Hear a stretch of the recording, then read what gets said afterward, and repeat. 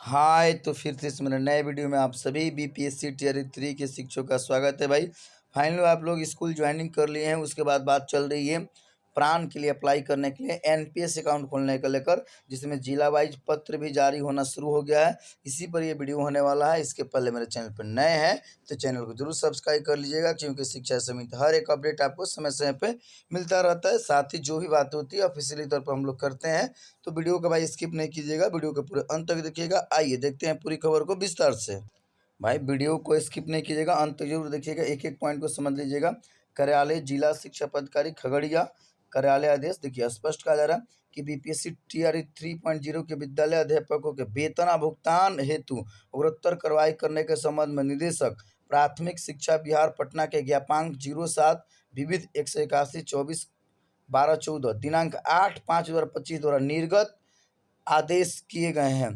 कह रहा है जिसके अनुसार बिहार राज्य विद्यालय अध्यापक नियुक्ति स्थानांतरण अनुशासनिक कार्रवाई एवं सेवा शर्त नियमावली 2023 के प्रावधानों के आलोक में नियुक्त विद्यालय अध्यापकगण को एनपीएस से आच्छादित किया जाना है।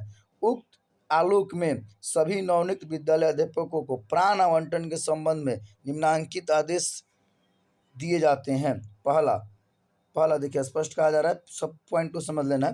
कह रहा बिहार राज्य विद्यालय अध्यापक नियुक्ति स्थानांतरण अनुशासनिक कार्रवाई एवं सेवा शर्त नियमावली 2023 के प्रावधानों के आलोक में नियुक्त विद्यालय अध्यापक गण को एनपीएस से आच्छादित किया जाना है। इस हेतु उनके प्राण नंबर होना आवश्यक है। मतलब जो आपको एनपीएस की कटौती होती है, जो एनपीएस का लाभ मिलता है, उसके लिए प्राण नंबर चाहिए। दूसरा बोला जा रहा है कि एनपीएस से आच्छादित कर्मियों को ओपीजीएम ईएनपीएस जो वेबसाइट है आपका https://npsdsdl.com के माध्यम से प्राण आवंटन की सुविधा उपलब्ध है।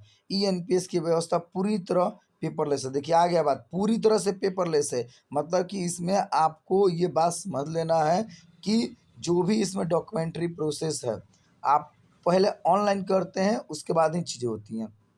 कह रहा है इसमें अभिदाता द्वारा सभी सूचनाओं को अपने स्तर से ऑनलाइन भरा जाएगा तथा नोडल पदाधिकारियों के सत्यापन एवं स्वीकृति के पश्चात प्राण आवंटित हो जाएगा। सुलभ प्रसंग हेतु विद्यालय अध्यापकों के लिए प्राण प्राप्त करने के लिए देखिए स्पष्ट कहा जा रहा है कि मार्गदर्शिका भी इसमें लगा दी गई है। कह रहा है जिसका पालन करते हुए नवनियुक्त विद्यालय अध्यापक प्राण नंबर हेतु ईएनपीएस पोर्टल पर ऑनलाइन सभी सूचना जिला कार्यक्रम पदाधिकारी स्थापना। देखिए हर जिला का मैंने बताया था कि डीडीओ कोड होता है। अगर आपको अपना जिला का पता नहीं होगा तो चैनल पर वीडियो पड़ा हुआ है, जाकर देख लीजिएगा पूरे बिहार का 38 जिले का डीडीओ कोड क्या है और डीडीओ का रजिस्ट्रेशन नंबर क्या है, रजिस्टर्ड नंबर क्या है। ठीक है, तो यहाँ पर जैसे खगड़िया का ही है, ठीक है, भरना सुनिश्चित करेंगे। खगड़िया के लोग इसी डीडीओ कोड पर भरेंगे। हर जिले का एक ही डीडीओ कोड होता है।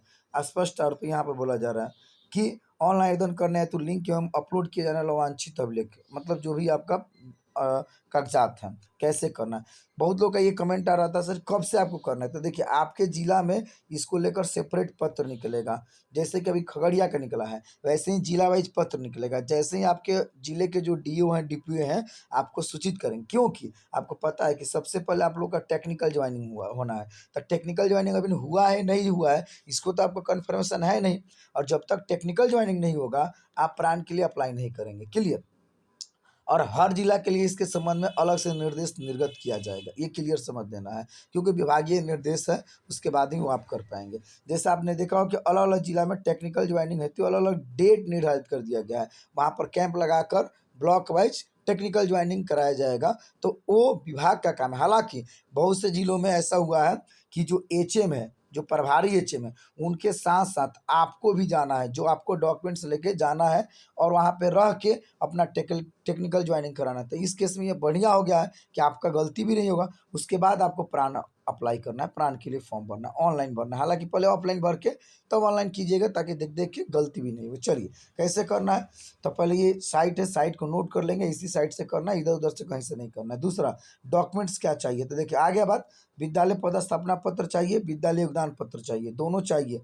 आधार कार्ड चाहिए, पैन कार्ड चाहिए, कैंसिल चेकबुक अगर नहीं है तो उस केस में आपको बैंक पासबुक का पहला जो पेज होता है, प्रथम पृष्ठ, उसका सेल्फ अटेस्टेड चाहिए तो भी हो जाएगा। देखिए स्पष्ट कहा जा रहा है कि नोट क्रम संख्या 2 से लेकर 6 तक एक ही पीडीएफ में, देखिए एक ही पीडीएफ में वेबसाइट पर अपलोड किया जाएगा। ये क्लियर समझ लेंगे, ये मर्ज पीडीएफ होगा, इस एक ही पीडीएफ को ऐड कर लिया जाएगा और इसका साइज कितना होगा 4 MB तक इसका साइज हो सकता है। क्लियर, 4 MB तक इसका साइज होता है। साथ ही आधार कार्ड, पैन कार्ड एवं बैंक अकाउंट से लिंक मोबाइल नंबर जो बीपीएससी टीयर 3 के आवेदन में प्रयोग किया जाएगा, स्पष्ट मेंशन कर दिया गया है कि आपको वही नंबर देना है जो भाई बैंक में है, आधार कार्ड, पैन कार्ड और बीपीएससी टीयर 3 के फॉर्म भरते समय दिए थे, जो काउंसलिंग में उपस्थित हुए थे, आवेदन में प्रयोग किया गया है। वही मोबाइल नंबर पैन अप्लाई करते समय मतलब प्राण अप्लाई करते समय देना, अन्यथा इससे संबंधित त्रुटि के कारण वेतन से विलंब की सारी जवाबदेही आपकी हो जाएगी। भाई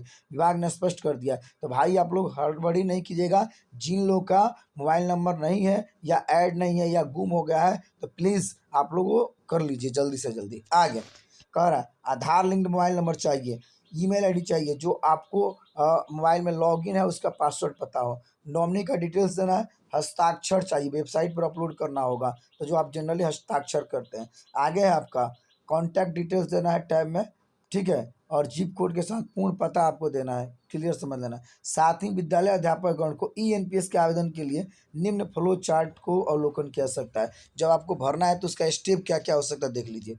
सबसे पहले आप गूगल में आएंगे, सर्च करेंगे enpsnsdl.com, आगे आएंगे रजिस्टर्ड नाउ पर क्लिक करेंगे, यहाँ से गवर्नमेंट सब्सक्राइबर लेंगे, ठीक है, और यहाँ पे आपको डीओबी अपना डालना है, डेट ऑफ बर्थ डालना है, यहाँ पर पैन नंबर डालना है या आधार नंबर डालना है, जो भी ऑप्शनल तौर पर डालेंगे। यहाँ पर मोबाइल नंबर जो रजिस्टर्ड मोबाइल नंबर है, ईमेल आईडी डालेंगे, प्रोसीड रजिस्ट्रेशन करेंगे। तो ये प्रोसेस होता है, यहाँ तक आप रजिस्ट्रेशन क्लियर करते हैं, ठीक है। फाइनल ओटीपी यहाँ पर डाल देते हैं, उस पर रजिस्ट्रेशन कंप्लीट होता है। आगे बढ़ते हैं तो कैटेगरी स्टेट गवर्नमेंट में आप डालेंगे, सेलेक्ट स्टेट बिहार डालेंगे, ठीक है, डीडीओ कोड यहाँ पर डाल देंगे, जो भी आपका जिले का डीडीओ कोड है, प्रोसीड करेंगे और यहाँ पर पर्सनल डिटेल्स डालेंगे, जो भी आपसे पर्सनल डिटेल्स पूछा जाएगा वो आपको डालना है। बैंक का डिटेल्स डालना है, तो बैंक अकाउंट जो आपका है राष्ट्रीय बैंक का वहीं डालेंगे, ठीक है। आगे जैसे ही आएंगे तो ऐड नॉमिनी डिटेल्स आपसे पूछा जाएगा और फाइनली अपलोड डॉक्यूमेंट्स आपको करना है और लास्ट में एक बार फिर ओटीपी वेरिफिकेशन होता है, तब आपको सबमिट करना होता है। जैसे ही आप सबमिट करते हैं तो फाइनली आपको पूरा का पूरा जो ईएनपीएस प्राण अप्लाई किए रहते हैं उसका पीडीएफ प्रिंट हो जाता है और उसको अपने पास रख लेते हैं।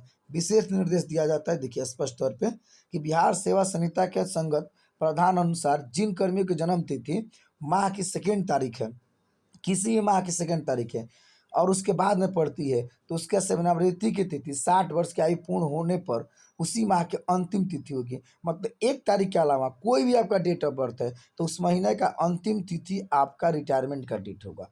स्पष्ट यहाँ पर कहा जा रहा है, मान लीजिए किसी का 2/1/1993 है तो उसका रिटायरमेंट डेट क्या होगा, 31/1/2053 हो जाएगा। मतलब सॉरी 2/1/1993 है तो 31/1/2053 होगा। जिन कर्मियों की जन्म तिथि किसी भी माह की 1 तारीख को पड़ती है, मतलब पहले ही तारीख को, उनकी रिटायरमेंट की तिथि 60 वर्ष की आयु पूर्ण होने पर पिछले माह की अंतिम तिथि होगी। जैसे 1/1/1993, देखिए 1/1 आ गया ना, 1993 है तो इनका क्या है भाई 31/12/2052 है। मतलब कि आपका उस रूप में क्या हो जाएगा कि पिछला मंथ हो जाएगा अगर 1/1 है तो, ठीक है, या फिर 1/2 है, 1/4 है, कुछ भी 1 तारीख नहीं होना चाहिए। आगे कह 2 नंबर, यह सुनिश्चित हो ले कि आपका फोटो और हस्ताक्षर छाप साफ साफ दिख रहा है, ये भी मेंशन कर दिया गया है। मतलब कि आपका फोटो और सिग्नेचर क्लियर दिखना चाहिए। कह रहा नाम, पिता का नाम, जन्म तिथि और योगदान तिथि अंकित करते समय विशेष सतर्कता बरतेंगे, क्योंकि एक बार प्राण नंबर निर्गत हो जाने के बाद ये विवरण अपरिवर्तनीय है। स्पष्ट मेंशन कर दिएगा। मैं बार बार इसी पर फोकस करता हूँ कि भाई गलती नहीं होना चाहिए, गलती हो गया तो फिर वो चेंजिंग नहीं होगा और आपको परेशानी हो जाएगा। 4 नंबर पॉइंट कह रहे प्राण के कलम में विद्यालय अध्यापक का बीपीएससी टीयर 3.0 का रोल नंबर डालना सुनिश्चित करेंगे, ठीक है। मतलब कि जब प्राण अप्लाई करेंगे तो पीपैन नंबर आपसे पूछा जाएगा, तो वहाँ पर क्या डालेंगे, मतलब कि अपना रोल नंबर डालेंगे, इस बात पर ध्यान रखेंगे, ठीक है। कह रहा कि किसी विद्यालय अध्यापक के द्वारा अपनी विवरणी भरते समय किसी प्रकार के त्रुटिपूर्ण प्रविष्टि कारण यदि उनका आवेदन अस्वीकृत होता है तो उन्हें पुनः आवेदन करना होगा। देखिए गलत अगर आप करते हैं और क्रॉस वेरिफिकेशन पकड़ाता है तो रिजेक्ट होगा, तो फिर से आपको अप्लाई करना पड़ेगा, ठीक है। अगर नहीं पकड़ाता है तो भाई स्वयं इसके लिए आप जिम्मेवार हैं। कह रहे हैं हम इसके कारण वेतन भुगतान होने वाले विलंब के लिए संबंधित शिक्षक स्वयं जिम्मेवार है, स्पष्ट बोला गया है। आप डेट भी यहाँ पर देख सकते हैं, पत्रांक वगैरह। तो ये पूरा का पूरा भाई गाइडलाइंस है और ये खगड़िया के लोग अप्लाई करना शुरू कर दीजिए भाई। आप लोग का रजिस्ट्रेशन संबंधित वीडियो चैनल पड़ा हुआ है, देख लीजिएगा, ऐसे ही करना है। बाकी जिलों का आप इंतजार कीजिए, जैसे जैसे गाइडलाइंस आते रहेगा आपका पत्र जारी होगा, वैसे वैसे करना है। इसके अलावा कोई डाउट्स होता है जरूर कमेंट कर लीजिएगा, बता देंगे। और अगला वीडियो आप लोग किस टॉपिक पर देखना चाहते हैं जरूर कमेंट कीजिएगा। वीडियो को अधिक से अधिक शेयर कीजिएगा, लाइक कीजिएगा और कमेंट कीजिएगा। ओके, जय हिंद, जय बिहार।